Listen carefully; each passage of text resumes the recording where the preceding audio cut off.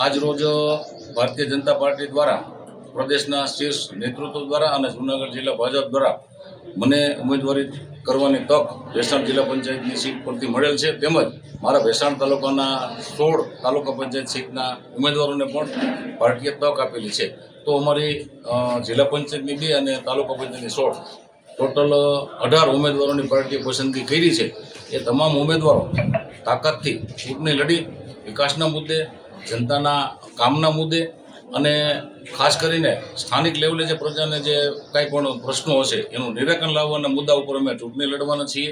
કોઈપણ પ્રકારના વાદ વિવાદ વગર, કોઈપણ પ્રકારના વર્ગ વિગ્રહ વગર અમે એકદમ રાજકીય ખેલદિલીથી આ ચૂંટણી લડવા જઈ રહ્યા છીએ. અને મને ભરોસો છે કે અમારી ભારતીય જનતા પાર્ટીની ટીમે અત્યાર સુધી જે જનતાના કામો કર્યા છે એ કામગીરીના જ અમે મત માગવાના છીએ. અને મને પૂરો ભરોસો છે કે 16 તાલુકા પંચાયતની અને 2 જિલ્લા પંચાયતની સીટ ભેસાણ તાલુકાની જનતા ભારતીય જનતા પાર્ટીના ઉમેદવારોને જંગી બહુમતીથી જીતાડશે. વંદે માતરમ.